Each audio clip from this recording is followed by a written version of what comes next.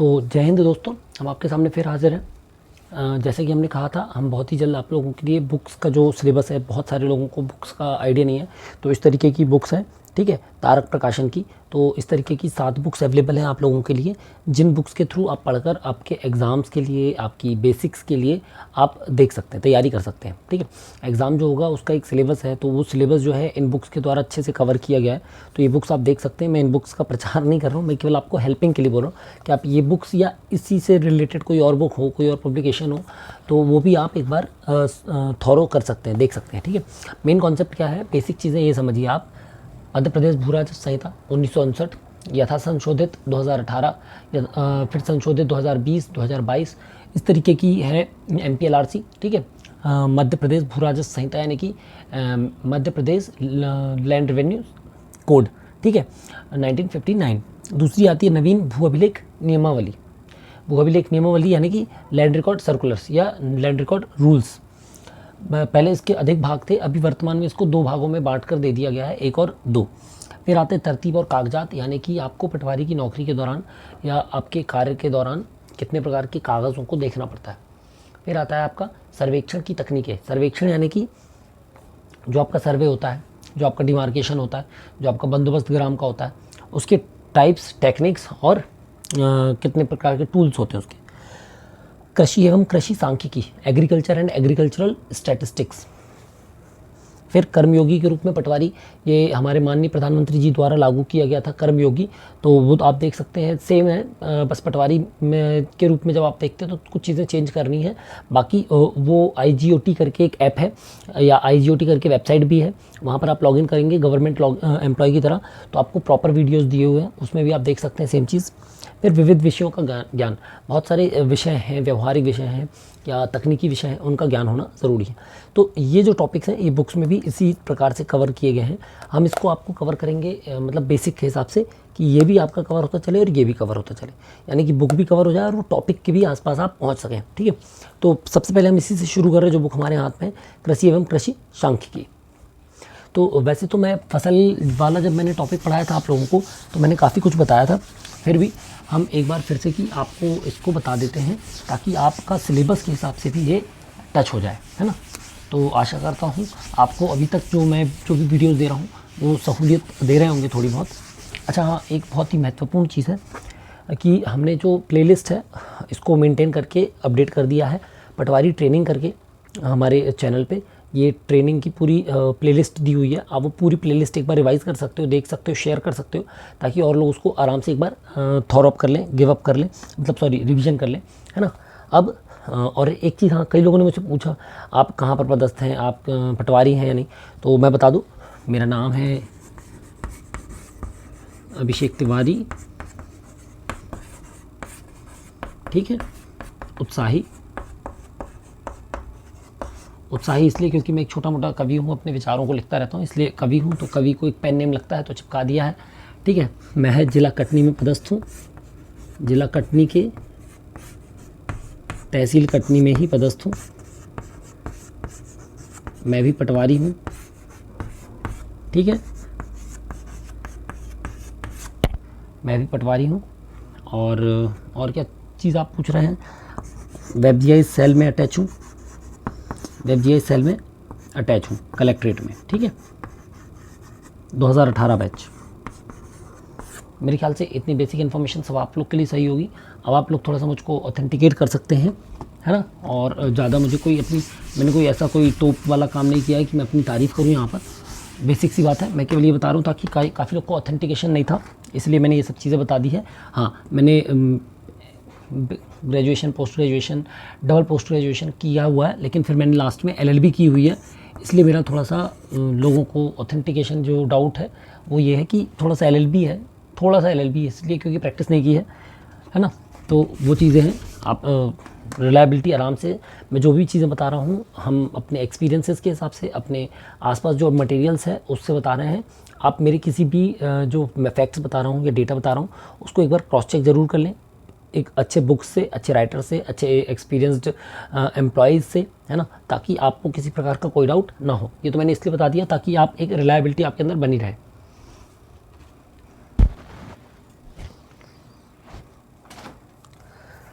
तो शुरू करें। कृषि एवं कृषि सांख्यिकी। कृषि एवं कृषि सांख्यिकी, ठीक है। अब जब आप इस बुक को खोलेंगे तो इस बुक में बेसिकली क्या हुआ है, इस बुक को इन्होंने 4 पार्ट में बांट दिया, ठीक है। सॉरी, मतलब 2 पार्ट में बांटा हुआ है। किस पार्ट में? कृषि में और कृषि सांख्यिकी में, ठीक है। एग्रीकल्चर में और एग्रीकल्चरल स्टैटिस्टिक्स में। तो स्टैटिस्टिक्स तो आपको तभी समझ में आएगा जब एग्रीकल्चर समझ में आए, इसलिए इसको एग्रीकल्चर को उन्होंने 4 पार्ट में बांटा है। एग्रीकल्चर को भी, कृषि को किस पार्ट में बांटा है? 4 पार्ट में। कृषि, दूसरा कृषि उपकरण,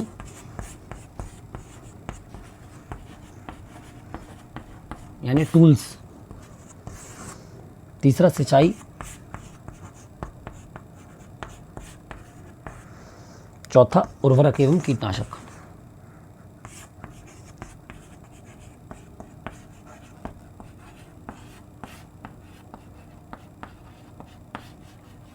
ठीक है। अब देखिए, कृषि मतलब कि कृषि का जो टाइप होगा वो उपकरण, यानी कि इसके उपकरण, प्रमुख फसलें, उन्नत कृषि, सिंचाई और इसके साधन, ठीक है, सिंचाई और इसके साधन, और उसमें आ जाएगा उर्वरक एवं कीटनाशक। तो अब ये बेसिक है। सबसे पहले क्या बता रहा हूँ आपको कृषि के बारे में।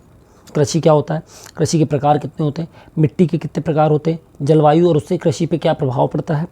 फिर आता है कृषि उपकरण। तो कृषि के उपकरण यानी कि जो परंपरागत ट्रेडिशनल उसके टूल्स थे एग्रीकल्चर के लिए वो, और जो मॉडर्न टूल्स हैं वो। कृषि के अंतर्गत कौन कौन सी प्रमुख फसलें आती हैं, फसल का चक्र और बीजोपचार। बीजोपचार क्या होता है, फसल का चक्र क्या होता है, जैविक खेती क्या है, सुधरी हुई कृषि पद्धतियाँ, मतलब कुछ जो सुधार किए गए हैं बीते कुछ समय में जिससे कृषि सुधर सके। फिर आता है सिंचाई का साधन, सिंचाई क्या होती है, सिंचाई के स्रोत क्या होते हैं और सिंचाई कितने प्रकार की होती है। फिर आता है उर्वरक, तो खाद एवं उर्वरक। फिर कीटनाशक, फिर खरपतवार और उस पर नियंत्रण, और समेकित पोषण प्रबंधन, ठीक है। ये बेसिक है आपका कृषि का। फिर हम आएंगे सांख्यिकी पे, तो सांख्यिकी जब आएगा तो उस पर बता देंगे। तो कृषि पे बेसिक क्या होता है, एग्रीकल्चर। एग्रीकल्चर क्या होती है बताइए। पिछली बार मैंने बताया था आपको, जब फसलें हम पढ़ा रहे थे तो हमने कृषि के बारे में बताया था।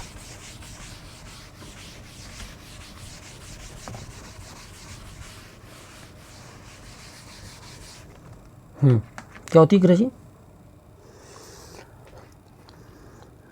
कृषि मतलब कि खेती, फार्मिंग, ठीक है। जब भी किसी भी किसी भी ज़मीन पर, भूमि पर किसी भी विशेष आयोजन के, मतलब विशेष प्रयोजन के लिए, किसी प्रकार के विशेष प्रयोजन के लिए एक विशेष भूखंड पर, किसी विशेष भूखंड पर विशेष प्रयोजन के लिए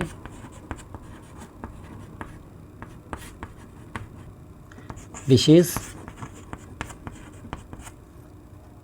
बीज बोया जाए, ठीक है। यहाँ मैं फसल लिख सकता था, तो फसल फिर कहाँ से आ जाएगी, तो पहले बीज बोया जाएगा, फिर बीज जब रोपा जाएगा, बोया जाएगा, और जब वो पनपेगा तब वो फसल तैयार करेगा, ठीक है। तो फसल नहीं बो सकते, बीज ही बो सकते हैं।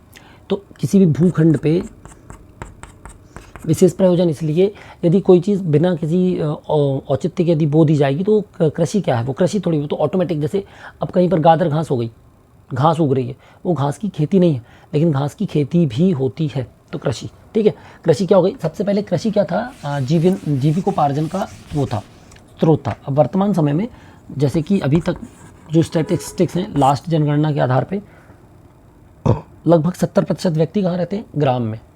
और जो ग्राम में रहते हैं 100% लोग, उनमें से 80%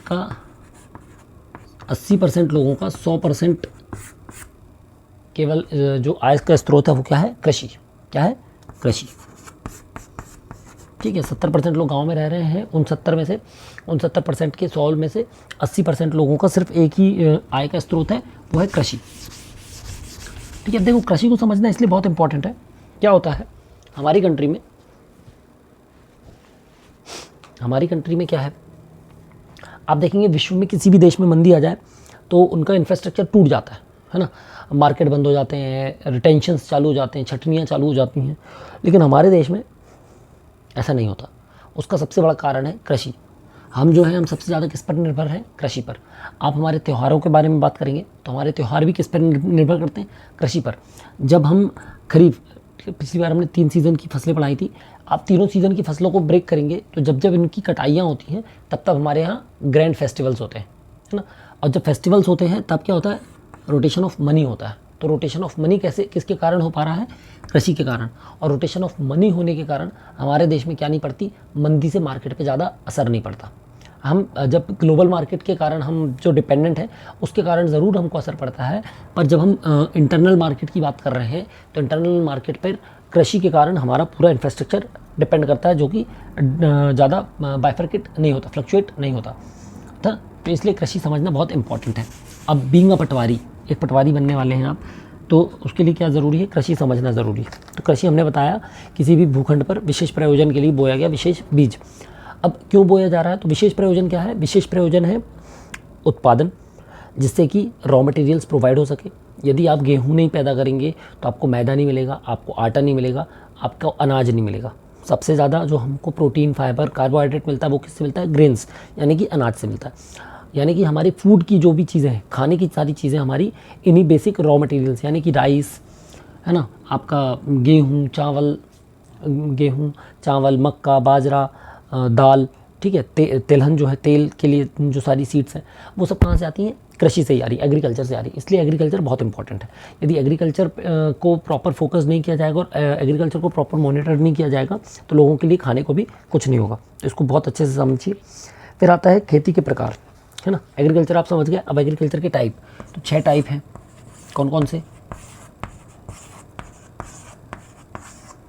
ठीक है। सबसे पहले है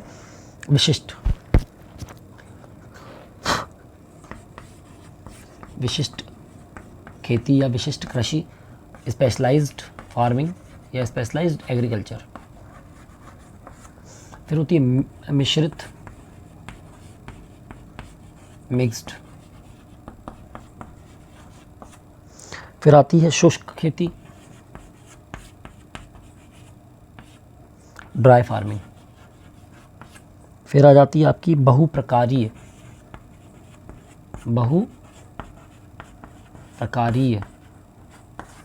यानी कि डाइवर्सिफाइड।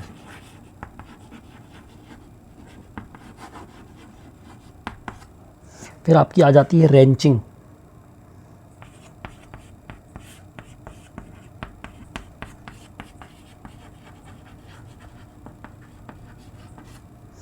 फिर आ जाती है स्थानांतरी यानी शिफ्टिंग फार्मिंग। ठीक है, ये 6 टाइप्स की आपकी फार्मिंग होती है।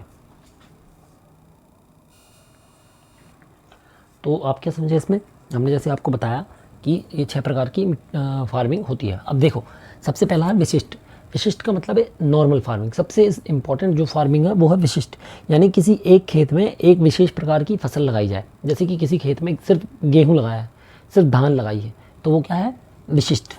ठीक है, ये लगभग सभी जगह लागू हो जाती है और ये सभी जगह पर काम करती है, तो यह विशिष्ट। दूसरी आती है मिश्रित जो है जब हम किसी फसल में दूसरी प्रकार की फसल भी लगाते हैं। अब देखिए ये कब यूज़ होती है, तो सबसे इंपॉर्टेंट है ये अब बहुत कम बची है लेकिन फिर भी होती है। मिक्स्ड फार्मिंग क्या है, जैसे किसी फसल में नाइट्रोजन की ज़्यादा ज़रूरत है, ठीक है, तो उस कंडीशंस में आप देखेंगे वहाँ पर क्या कर दिया जाता है, जो दाल वाले फसलें हैं वो फसलें मिक्स रूप में राई सरसों, जैसे आपने देखा होगा बहुत कॉमन है, चने के साथ राई सरसों ज़रूर लगा दी जाती है, या गेहूं के साथ कुछ राई सरसों को, क्योंकि उससे क्या होता है मिट्टी को जो अदर एलिमेंट्स की ज़रूरत है वो इन मिक्स्ड क्रॉप के जो दूसरे वो है उनसे भी मिल जाता है। या फिर कुछ जगह पर मेन फसल के साथ ऐसी चीज़ों को लगाया जाता है मिक्स में जिससे कि एनिमल्स के लिए क्या जनरेट हो सके, जो कैटल फीड्स है वो जनरेट हो सके। फिर शुष्क का नाम से ही समझ में आ रहा है ड्राई फार्मिंग का मतलब है जहाँ पर सिंचाई के साधन की वो ना हो, सुविधा ना हो, जो केवल क्या है बरसात के पानी से ही जहाँ पर खेती की जा सके या जहाँ पर कम पानी में भी खेती की जा सके, वो है ड्राई फार्मिंग। फिर बहुप्रकारी का मतलब डाइवर्सिफाइड यानी कि जहाँ पर कई प्रकार की खेती की जा सकती है, जैसे कि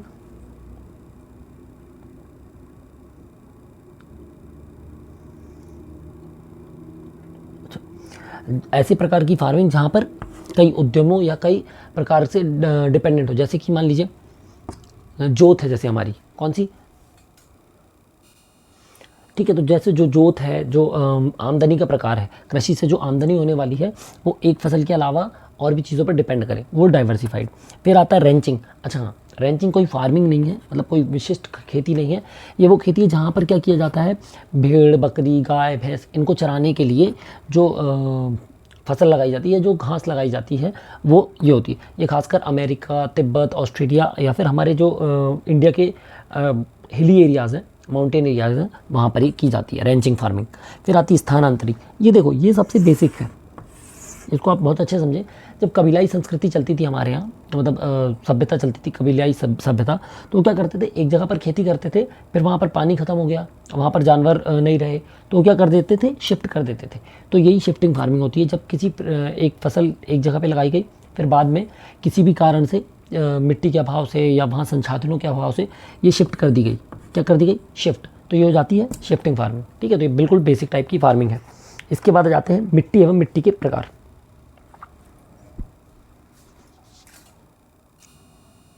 ठीक है। तो मिट्टी कितनी होती है, 7 प्रकार की मिट्टी हमारे देश में ज़्यादातर प्रायः पाई जाती हैं। लाल मिट्टी रेड सॉइल, कांप मिट्टी एल्यूवियल सॉइल, काली मिट्टी ब्लैक सॉइल, लेटराइट सॉइल रेतीली एरेल या डेजर्ट सॉइल, क्षारयुक्त मिट्टी सैलाइन या हल्की काली या दलदली पीटी मिट्टी। ठीक है। अब समझिए, काली जो लाल मिट्टी है वो अधिकतर पाई जाती है और ये मोटे अनाज के लिए बहुत फ़ायदेमंद होती है। उसके बाद आपकी जो ये वाली मिट्टी है, इसमें क्या क्या पाया जाता है, पठार या आंध्र प्रदेश जैसे छोटा नागपुर प्लेट्यू में पाई जाती है। एल्यूवियल जो है, यहाँ पर दाल कपास तिलहन पाया जाता है। काली मिट्टी जो है सबसे ज़्यादा कपास के लिए उत्पादक है, तो कपास गन्ना अधिक पाए जाते हैं। लेटराइट सॉइल में धान चाय कहवा पाया जाता है। धान यानी कि जहाँ पर ऊंचे क्षेत्र दक्षिणी क्षेत्र में और हिली एरियाज़ में चाय और कहवा। क्षारयुक्त सैलाइन जो है वो कृषि के लिए उत्पादक अधिक नहीं होती, अनुत्पादक ये मिट्टी कहलाती है। इसके बाद आपका आता है हल्की काली मिट्टी, तो हल्की दलदली मिट्टी है। उसके बाद रेतीली, रेतीली में गेहूं गन्ना कपास उपजाऊ पाया जाता है, इसलिए ये ज़्यादातर इनमें पाए जाते हैं। अब ये अलग अलग जोन्स में पाई जाती है, पूरी मिट्टी किसी भी एक प्रदेश में नहीं पाई जाती है। मध्य प्रदेश में जैसे कि आप देखेंगे सबसे ज़्यादा पाई जाती काली मिट्टी पाई जाती है, थोड़ी बहुत लाल मिट्टी पाई जाती है ना। तो यहाँ पर इसलिए आप देखेंगे इस चीज़ों का पहले, जैसे कपास गन्ना जहाँ पर है, यहाँ पर सोयाबीन मूंगफली ये भी पाया जाता है, तो इसके लिए बीच में सोया स्टेट भी इसको कह देते है ना। तो ये आपने समझ लिया मिट्टी के प्रकार। मिट्टी के भौतिक गुण भी होते हैं कि मिट्टी की बनावट, मृदा की संरचना, सतह क्षेत्र, तो ये बेसिक सी चीज़ें हैं। अब एक इसमें जो इम्पॉर्टेंट चीज़ थी वो ये है कि मिट्टी की प्रतिक्रियाएं। मिट्टी की प्रतिक्रिया 3 प्रकार की हैं जो हम जानते ही हैं, अम्लीय, क्षारीय और तटस्थ। यानी कि या तो एसिडिक नेचर होता है मिट्टी का, या बेसिक नेचर होता है, या एसिडिक होता है, या बेसिक होता है, या न्यूट्रल होगा। ठीक है, 3 प्रकार का वो हो गया। अब प्रॉब्लम्स क्या है मिट्टी की। अब वर्तमान समय में जो मिट्टी की प्रॉब्लम्स है, मिट्टी की समस्याएं हैं, प्रॉब्लम ऑफ सॉइल्स, वो क्या है मेन। एक तो है सबसे बड़ा है सॉइल इरोजन। डिफॉरेस्टेशन के कारण जो हम सबसे ज़्यादा झेल रहे हैं वो क्या है, सबसे पहला पॉइंट सॉइल इरोजन। अच्छा, ये जो मिट्टी है, मिट्टी की जानकारी आपको खसरे के कॉलम नंबर 1 पे मिल जाएगी पहले। अभी वर्तमान समय में कुछ और जगह पर देखने को मिल जाएंगी जहाँ पर इसकी डिटेल मिल जाएगी, मिट्टी के प्रकार। ठीक है, भूमि अपर्दन यानी कि सॉइल इरोजन है। उसके बाद दूसरा है डिप्लीशन, सॉइल डिप्लीशन, यानी कि क्या हो रहा है, पोषक तत्व जो है इसमें रहते थे, लेकिन अभी वर्तमान समय में जो पौधे हैं, पौधों में जो फसलें निरंतर एक स्थान पे रहती थी तो उससे वहाँ की मिट्टी की ग्रोथ बनी रहती थी, वहाँ पर जो कंपोनेंट्स थे वो बने रहते थे, लेकिन अब नहीं हो पा रहा, इसलिए सॉइल डिप्लीशन। ठीक है, तीसरा क्या है, सैलिनिटी।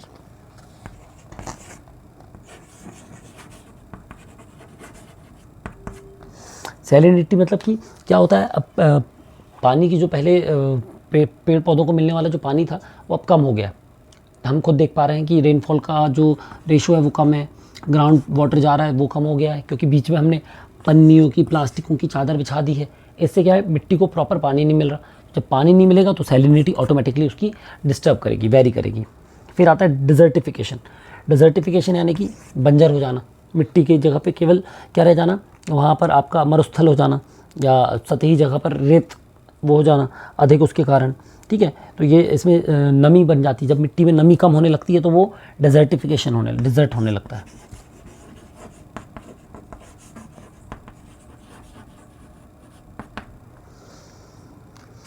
ठीक है, अब इसका सबसे लास्ट पॉइंट जो है इसका वो है आपका जलवायु एवं उसका कृषि पर प्रभाव। अब जलवायु क्या होता है? जलवायु यानी कि जो हमारा आसपास का एटमॉस्फेयर है, जो हमारा एनवायरनमेंट है, जो हमारी सराउंडिंग्स है, उसके कारण हमारी मिट्टी पर क्या प्रभाव पड़ते हैं। तो ये तो बेसिक प्रॉब्लम्स है जो मिट्टी की इस समय बढ़ गई है डिफॉरेस्टेशन से, डेवलपमेंट से, अर्बनाइजेशन से, है ना, और रेगुलर प्लांटेशन नहीं करने से ये चीज़ें बढ़ गई हैं। अब जिसकी हम बात कर रहे हैं वो क्या है? जलवायु का प्रभाव मिट्टी पर। जलवायु का मिट्टी पर प्रभाव। देखिए क्या प्रभाव है, सिंपल सी बात है, बिल्कुल आराम से समझेंगे, सीधी सी बात है। सबसे पहले तो जैसे कि हमारे यहाँ मौसम होता है, मानसून के कारण गर्मी पड़ती है, ठंडी पड़ती है और बरसात पड़ जाती है ना। ये साइकिल चेंज कर देना, एक तो ले, है ना, गर्मी पड़ती, बरसात या फिर ठंडी पड़नी। तो जब गर्मी पड़े मिट्टी में उस हिसाब से एटमॉस्फेयर होगा, मॉइस्चर होगा, मतलब मॉइस्चर होगा, उसमें उस हिसाब की ड्राइनेस होगी। तो उस हिसाब से यदि कोई मिट्टी में यदि हमको कोई फसल लगानी है तो गर्मी में ज़्यादा पानी देना पड़ता है। ये इंडिया में ही आता है ना, सेम सुन, बाकी अलग अलग कंट्रीज़ में अलग अलग कभी कहीं पानी गिर रहा है, हमारे एक साइकिल है एटमॉस्फेयर। ठंडी में धूप ज़्यादा मिले, कोई ऐसी फसल लगानी जिसमें कम पानी लगे लेकिन धूप ज़्यादा मिल जाए तो वो अच्छी हो जाए। बरसात को ऐसी फसल करने पे मिट्टी क्या पकड़ के रख सके। भाई पानी में क्या हो, फसल फ्रूट होगी, हो जाएगी, ठीक है, छोड़ देगी उसको, बार बसी फसल लगाई जाती है टाइम पे, इससे मिट्टी को ओढ़ के रख सके। तो इस मिट्टी पे पूरा असर पड़ रहा है, ठीक है। इसके अलावा ग्रीन हाउस इफेक्ट के कारण की ऑटोमेटिक जो सॉइल है कम हो सकती है, क्योंकि क्या कार्बन का उत्सर्जन हो रहा है बार, तो जो भी नीचे से भी है वो भी बाहर आ गया। तो जब ये उत्सर्जन होगा तो मिट्टी की अदर फैक्टर से मिट्टी वो भी डिस्ट्रॉय होंगे, ठीक है। मतलब बेसिक इतनी है, आपको ये सब पढ़ना जरूरी, आपको पता होना चाहिए बारे में। इसका कहीं कोई प्रॉपर यूज़ नहीं है, पर हाँ as employ who is dealing land, who is dealing with the, who is dealing with crops, आपको पता होना बेसिक सी बात, ठीक है। अब इससे कुछ क्वेश्चंस बन के आते हैं, कृषि समझते हैं। अभी समझना कृषि आप क्या जानते हैं, मिट्टी क्या है, मिट्टी की जो बताई थी आपको, में पॉइंट मट्टी हुई है उसको अपन ने, ठीक है। जलवायु क्या है, जलवायु से क्या प्रभाव पड़ेगा, ये हो गया, ठीक है। अब हम आते हैं जलवायु उपकरण। हमने समझ ली कृषि के प्रकार, मिट्टी के प्रकार का प्रभाव, ठीक है, और जलवायु का मिट प्रभाव। अब हम आते हैं कृषि उपकरण में। उपकरण यानी टूल्स, ठीक है, टूल्स। तो उपकरण से दो, पहला है ट्रेडिशन यानी कि पारंपरिक। कोई भी काम जब हम करते हैं तो दो चीज़ होता है, एक पारंपरिक, दूसरा होता है या आधुनिक, ठीक है। ये तो दो प्रकार के कृषि के उपकरण हैं। पहले क्या होता था, जैसे बैल होते थे, ठीक है, बैल को जुताई थे, उसके बाद ट्रैक्टर आ गए, ट्रैक्टर के बाद और एडवांस चीज़ आ गई। पहले के लिए खुद काटता था, मजदूर लाता था, आजकल क्या हो रहा है, हार्वेस्टर आ गए, एक बार में पूरा खेत काट के आपको बीज दे के, ठीक है।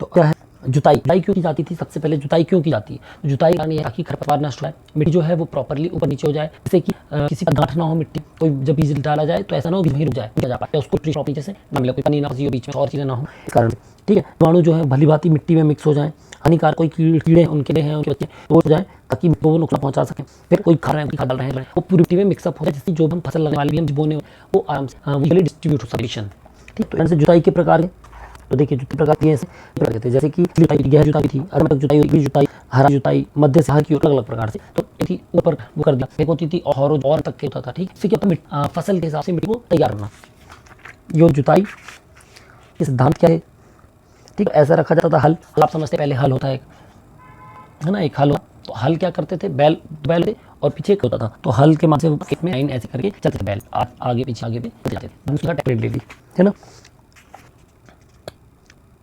जो हो गया आपका प्रकार यंत्र इसके हल, ठीक है। जुताई के बाद चीज है, ठीक है। अब हमारे पे तो फिर हम बता चुके हैं आप कितने प्रकार की होती है, 3 प्रकार की होती है बताई, रबी, खरीफ और जाड़। रबी यानी जिसमें ज़्यादा यानी कि ठंड, मतलब सूरज की जरूरत पड़े, रबी यानी कि ठंडी फसल। खरीफ यानी जहाँ बारिश ज़्यादा यानी इसकी से, और जायद जहाँ सूरज ज़्यादा चमक यानी कि की फसलें, ठीक है। खरीफ में क्या होता है धान होती है, ठीक है। और रबी होता है राई, सरसों होता है, चना होता है, गेहूं होता है, जायद होता है उड़द और मोती, ये बेसिक फसलें, ये हो गए फसलों प्रकार। तो अब इसको ऋतु ने वर्गीकरण बताया, ये ऋतु के आधार पर बताया, है ना, रबी और जायद ऋतु के आधार पर। इसके बाद चावल हमने चावल हो गया, गेहूं, ये फसलें क्या आती है, जीवन चक्र के आधार पर कौन होती है, ये किस पे था, ऋतु, दूसरा जीवन चक्र। जीवन चक्र की पहले जीवन चक्र में एक वर्षी, दो वर्षी, बहुवर्षी। एक वर्षी 1 साल लगाई, 2 लगाई और बहुत साल के लिए लगाई गई। ठीक है, 1 वर्ष के लिए लगाई गई जैसे धान है ना, 2 साल लगाई हुआ है गन्ना, पपीता, केला वगैरह। और बहुवर्षी मतलब जैसे कोई बड़े आम का पेड़ हो गया, पीपल का पेड़ हो गया, सागौन का पेड़ हो गया, तो वो आ जाते हैं बहुवर्षी में। फिर आर्थिक आधार मतलब सीधे समय तो फसल के क्रॉप, वो फसल जो आप लगाई। ठीक है, जैसे कि नॉर्मल क्रॉप्स हैं, ग्रेन्स हैं, वो सिर्फ लगाई जा रही है उत्पादन के लिए या रोज़मर्रा के लिए, जीवन यापन के लिए। ठीक है, लेकिन कुछ क्रॉप्स है जैसे सागौन का पेड़ है, वो लगाया जा रहा है कैश के लिए। ठीक है, चंदन का पेड़ है, वो लगाया जा रहा है कैश के लिए। तो ऐसे करके जो कैश क्रॉप्स होती हैं वो लगाई जाती हैं, वो कहलाती हैं आपकी आर्थिक आधारित। फिर आती है विशेष उपयोग। तो विशेष उपयोग वाली कैसी हैं, जैसे कि आपकी ये हो गई आपकी विशेष उपयोग वाली, यानी कि जैसे तिलहन हो गई, तेल के लिए लगाई जा रही, दलहन हो गई, दाल के लिए लगाई जा रही। ठीक है, और कैश क्रॉप्स हो गए आपके गन्ना, आलू, तंबाकू, है ना, ये सब हो गए आपके कैश क्रॉप्स आ गए। फिर चारे के लिए लगाई जाए, चरी लगाई जाए, है ना, चारे वगैरह के लिए, तो ये हो गई वो। तो 2 ये देखी हमने, तीसरी कौन सी देखी हमने, आर्थिक, और चौथी हमने देख ली विशेष उपयोग। ठीक है, तो ये चीज़ हमने 4 प्रकार की फसल के हमने प्रकार भी देख लिए। अब इसके बाद आता है आपका फसल चक्र एवं बीजोपचार। तो बीजोपचार और फसल चक्र क्या होता है, फसल चक्र मतलब कि, ठीक है, तो हम क्या बोल रहे थे, फसल चक्र। फसल चक्र का सीधा सीधा सा मतलब है क्रॉप रोटेशन। अब क्रॉप रोटेशन क्या होता है, देखो क्रॉप रोटेशन क्या है, आप ऐसे समझो, ये सब पढ़ा हुआ है आप लोगों का, मैं केवल रिपीट कर रहा हूँ, आपको थोड़ा थोड़ा याद आ जाएगा, मैं ज़्यादा डीप में नहीं पढ़ाता हूँ, नहीं तो आप लोग मेरे को ही गाली देने लगोगे, है ना। फसल चक्र कि क्लास में बोर हो रहे थे, यहाँ ही बोर होने लगे, तो मेरे को बोर नहीं करना आपको, मेरे को आपको सिर्फ कनेक्ट करके रखना ताकि ईजी पड़े। सीधा सीधा समझो, क्रॉप रोटेशन यानी कि हमने पहले लगाई कौन सी फसल, हमने ऐसी फसल लगाई जिसमें पानी ज़्यादा लगता है, यानी कि धान। ठीक है, धान हमने लगाई जिसमें पानी ज़्यादा लगता है। तो अब उसके बाद हम क्या लगा देंगे, हम लगा देंगे राई, सरसों, या हम लगा देंगे चना, इसमें पानी कम लगता है। इससे क्या होगा, जो सॉइल की प्रोडक्टिविटी है वो बढ़िया रहेगी। हमने पहले ऐसी कोई फसल लगाई जो दलहन थी, जिसमें क्या मिल रहा था, नाइट्रोजन ज़्यादा ले रहा था, तो दलहन के बाद हम ऐसी फसल लगाएंगे जिसमें नाइट्रोजन कम ले, अदलहनी। ठीक है, तो इस प्रकार से हम क्रॉप का रोटेशन करते हैं। क्या करते हैं, क्रॉप का रोटेशन करते हैं। यहाँ जो फसल लगाएंगे उसका हम अपोजिट यहाँ फसल लगाएंगे, इसकी जो रिक्वायरमेंट थी वो उसकी अपोजिट इसकी रिक्वायरमेंट होगी। तो इससे क्या होगा, जो हमारी मिट्टी है वो ज़्यादा प्रोडक्टिव होगी। ठीक है, ये समझ में आ गया आपको, फसल चक्र यानी कि क्रॉप रोटेशन, है ना। अब आता है क्रॉप रोटेशन के बाद हमारा बीजोपचार। देखो बहुत टफ शब्द है ये समझने के लिए, लेकिन उसको आप समझें। बीजोपचार, भैया बीजोपचार से पहले आप समझें, बीज किसी भी कृषि में मिट्टी के बाद सबसे इम्पोर्टेंट तत्व है उसका बीज, यानी कि सीड। तो क्या होता है, ओके हाँ, सीड। तो सीड क्या होता है, सबसे इंपॉर्टेंट चीज़ है जो हमने आपसे बताई थी, जिसको बोया जाता है, तभी फसल आपकी अच्छी होगी। अब क्या, यदि बीज अच्छा नहीं है तो आपकी फसल अच्छी नहीं होगी। इसलिए पहले क्या होता था कि डायरेक्ट बीजों को बो दिया जाता था, तो उसमें से 60% बीज बोते थे, बाकी ख़राब हो जाते थे। ठीक है, फिर बाद में जब इसकी प्रोसेस समझी गई तो बीज का उपचार किया गया। उपचार यानी कि उसको साफ़ करना, उसको क्लीन करना, उसको प्रॉपरली ट्रीट करना अच्छे से, ताकि क्या हो, उसके जो 100 आप लगा रहे हैं तो 100 में से कम 98% तो अच्छे बीज हों, अच्छा प्रोडक्शन दें। इसके लिए बीज के साथ क्या किया जाता है, 3 प्रकार से इसको ट्रीट किया जाता है। बीज की ड्रेसिंग, बीज की कोटिंग और बीज की पैलेटिंग। क्या किया, ड्रेसिंग, कोटिंग और पैलेटिंग। इससे बीज को क्या होता है, आउटर एनवायरनमेंट से या मिट्टी में कोई फंगस वगैरह है उसको असर नहीं करती, और ये अपना 100% देकर ग्रो करता है। ठीक है, इसलिए बीज का उपचार किया जाता है। फिर आता है जैविक खेती। अब जैविक खेती क्या है, ऑर्गेनिक फार्मिंग। ठीक है, ऑर्गेनिक फार्मिंग यानी कि जैविक खेती। अब इसको आप ऐसे समझो, वर्तमान समय में लगभग हर चीज़ में कीटनाशक दे दिया गया है। हर चीज़ में जल्दी ग्रो करने के लिए, अच्छा ग्रो करने के लिए, कीड़ों से बचाने के लिए कीटनाशक उर्वरक की मात्रा बढ़ा दी गई है। तो ऐसे में जैविक फार्मिंग से क्या कर दिया गया, बढ़ावा मिला है, जिसमें कि टिकाऊपन बढ़ जाए, मृदा में कोई नुकसान ना हो और प्राकृतिक जो संसाधन है उसको हम बचा सकें, इससे नुकसान नहीं होगा, तो प्राकृतिक संसाधन भी बचे रहेंगे और जो प्रोडक्टिविटी है वो भी इंक्रीज़ होगी। ठीक है, इसको बिल्कुल सिंपल समझें कि जैसे हम कोई काम कर रहे हैं, मान लीजिए हम बाहर से कोई चीज़ मंगा रहे हैं, उसको हम घर में तैयार करने लग जाएँ। जैसे कोई सब्ज़ी हम बाहर से मंगा रहे हैं इंजेक्शन वाली, और यदि हम वही सब्ज़ी अपने गार्डन में लगा रहे हैं तो क्या कहलाती है, ऑर्गेनिक फार्मिंग। मतलब एग्जाम्पल है ऑर्गेनिक फार्मिंग का। ठीक है, ये हो गई आपकी। फिर आता है वाटर मैनेजमेंट। वाटर मैनेजमेंट कृषि पद्धतियाँ, तो water management, soil health management, plant protection method, ये सब चीज़ें क्या है, जैसे कि पानी कैसे बचाना है, कितना बचाना है। यदि कोई चीज़ को 3 बार पानी देना है, तो मतलब किसी फसल को 3 बार पानी देना है तो 3 बार पानी देना है। ठीक है, 2.5 कर दें, 4 ना करें, हो सकता है फसल को नुकसान हो। तो आप क्रॉप ट्रीटमेंट करेंगे, यदि सीड बीजोपचार करेंगे तो जितना उसका रेशो है वो उतना ही लेगा, और उससे आपका वाटर मैनेजमेंट होगा, हेल्थ सॉइल की हेल्थ मैनेजमेंट होगी। ठीक है, ठीक है, ये हो गया आपका ख़त्म। ठीक है, उसके बाद बुआई हो गई, जुताई हो गई, बुआई हो गई, और जब फिर फसल पक जाए, फिर देखिए 4 प्रोसेस हैं, आराम से समझें आप। जुताई मिट्टी की, हमने जुताई पढ़ ली, सबसे पहला प्रोसेस। बुआई पढ़ ली हमने, बीज सही कर लिए तो। ठीक है, इसके बाद तीसरा प्रोसेस आता है सिंचाई। हमने सबसे पहला जो पढ़ा था वो कृषि वाला, दूसरा हमने पढ़ा था मिट्टी का प्रकार जिसमें पढ़ा था, दूसरा हमने अभी बीज का उपचार पढ़ लिया। अब हम तीसरा आता है सिंचाई। तो सिंचाई क्या है, सींचना। क्या है सिंचाई, सींचना। जब किसी चीज़ को पानी दिया जाए, सींचा जाए, वो होती है सिंचाई। ठीक है, तो सिंचाई का मतलब होता है किसी भी प्रकार से पानी देना, बीज को, खेत को, फार्मिंग के लिए पानी देना, ये होती है आपकी सिंचाई। ठीक है, तो सिंचाई क्या होती है, अलग अलग स्रोत से की जाती है। 3 प्रकार की सिंचाइयाँ होती हैं। एक होती प्रमुख सिंचाई, दूसरी मध्यम, तीसरी निम्न। निम्न यानी कि जिसकी जो खेती है जहाँ पर 2000 हेक्टेयर तक सींचा जाए, मध्यम मतलब 2000 से 10,000 हेक्टेयर, और प्रमुख यानी कि जिसमें 10,000 हेक्टेयर से अधिक सीसीए हो। जिसका सीसीए का मतलब क्या होता है, सीसीए का मतलब होता है क्रॉप कल्टिवेबल एरिया। ठीक है, सिंचाई के स्रोत। अब देखिए सिंचाई के स्रोत क्या होते हैं, प्राकृतिक और मानव निर्मित। तो प्राकृतिक कौन कौन से हैं, नदी है, उसके बाद आपका तालाब है, नहर है। ठीक है, और मानव निर्मित क्या है, नहर मानव निर्मित में भी आ जाएगी, नलकूप मानव निर्मित में आ जाएंगे, हैंडपंप आ जाएगा, बोर आ जाएगा। ठीक है, कुएँ आ जाएंगे, ये सब क्या है, मानव निर्मित है।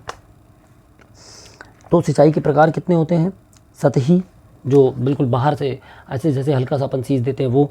दूसरा होता है आपका उद्वहन सिंचाई, यानी कि नदी नालों तालाबों से जो भूमि है वो पानी बराबर सोखती रहती कंटिन्यूसली। ठीक है, तीसरी होती बौछार, जो स्प्रिंकलर्स होते हैं। चौथी होती अवभूमि सिंचाई।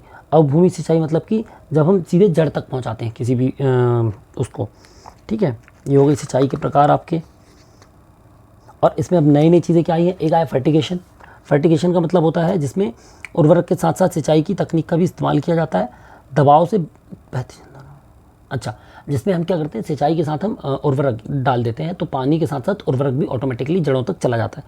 दूसरा ड्रिप सिंचाई। ड्रिप आपने देखा होगा, इस समय ड्रिप सिंचाई चल रही है कि कोई ऐसे बना दिया है, ये फसल लगी हुई है, यहाँ पर पाइप लगा हुआ है, ये कंटिन्यू पानी थोड़ा थोड़ा छोड़ रहा है ना, हो गई ड्रिप। रेन वाटर हार्वेस्टिंग है और वाटर शेड प्रबंधन है। रेन वाटर हार्वेस्टिंग सबको पता है, बरसात के पानी को इकट्ठा कर लिया और फिर उसको यूज़ करने लगे। तो ये हो गई आपकी सिंचाई। ठीक है, 1 प्रोसेस, 2 प्रोसेस, 3 प्रोसेस, चौथी प्रोसेस होती खाद देना। क्या देना, खाद। जब खाद दे देंगे फसल पक जाएगी, फिर होगी कटाई। ठीक है, ये 5 प्रोसेस होती हैं कृषि की, या कृषि के उसकी पूरी प्रोसेस की, फसलों की। ठीक है, तो इसमें आ गए हम खाद और उर्वरक में। तो खाद क्यों दिया जाता है, खाद और उर्वरक दी जाती है बीज को अच्छे से न्यूट्रिएंट्स देने के लिए, जिससे कि वो ग्रो कर सके। खाद को आप ऐसे समझ लीजिए जैसे कि कोई बच्चा है, वो जब ग्रो कर रहा है तो उसको क्या दे रहे हैं हम, हॉर्लिक्स या कॉम्प्लेन।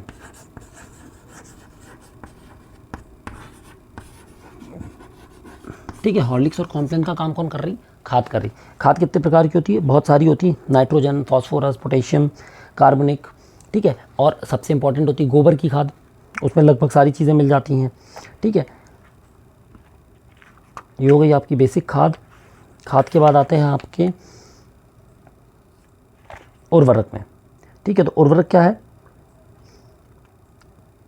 जहाँ पर हम फसलों को सेव कर सकें। तो उर्वरक क्या है, जो मिट्टी की उर्वरता को बढ़ाने में काम आएगा वो है उर्वरक। उर्वरक के बाद आता है हमारा कीटनाशक। अब कीटनाशक क्या है, जैसे कि आपने समझा, ठीक है, खाद हो गया, उर्वरक हो गया, अब हम आते हैं कीटनाशक पे। तो जैसे हमने कॉम्प्लेन पढ़ा, ऐसी है डेटॉल। डेटॉल क्या कर रहा है, कीड़ों को मारने का काम कर रहा है, या हमारे आसपास जो छोटे छोटे वॉर्म्स हैं उनको क्लीन करने का काम कर रहा है। तो यही होते हैं कीटनाशक। जो कीड़े लग रहे हैं फसलों में, है ना, मिट्टी में कोई बीमारी हो रही है या पक्षियों के कोई बीमारी थी वो ट्रांसफ़र हो रही है फसल तक, उसको रोकने का काम करता है कीटनाशक, जिसके कारण फसल क्या नहीं होती, बर्बाद नहीं होती, नष्ट नहीं होती, ठीक है। तो इसलिए कीटनाशक का उपयोग किया जाता है। हालांकि इस समय कीटनाशक का ज़्यादा उपयोग कई बार फसलों को भी नुकसान करता है या फसलों के माध्यम से हम तक आता है, इसलिए कहा जाता है कोई भी फसल को लाने के बाद पहले अच्छे से धो लें, और हो सके तो बॉयल वाटर से धो लें। फिर आती खरपतवार और उनका नियंत्रण। खरपतवार क्या होती है, खरपतवार जो फसल के साथ ऑटोमेटिकली आ जाता है, कुछ कचरा जो है वो पैदा हो जाता है फसलों के साथ बीच बीच में, उससे क्या करता है वो पौधे के न्यूट्रिशंस लेने लगता है, जिससे कि पौधे को प्रॉपर न्यूट्रिशन नहीं मिल पाता, और उससे जो मिट्टी की उर्वरकता है वो भी डिस्टर्ब होती है, साथ ही प्रोडक्शन भी डिस्टर्ब होता है, ठीक है। तो ये हो गई आपकी कृषि समाप्त। इसके बाद हम अगली वीडियो में आएंगे आपके पास लेके कृषि सांख्यिकी। आशा करते हैं थोड़ा सा बोरिंग था, लेकिन ये बेसिक आपका कवर कर देगा, इससे कि अब आपको ये बुक का जो टॉपिक्स है ये पढ़ने में थोड़ा सा ईजी पड़ेगा। फिर भी यदि कोई टॉपिक छूट रहा हो या आपको लग रहा हो थोड़ा सा नहीं समझ में आया, तो आप मेरे को बताइएगा, हम उसको सुधार के दे देंगे। तब हम मिलेंगे फिर अगले वीडियो में कृषि सांख्यिकी के साथ।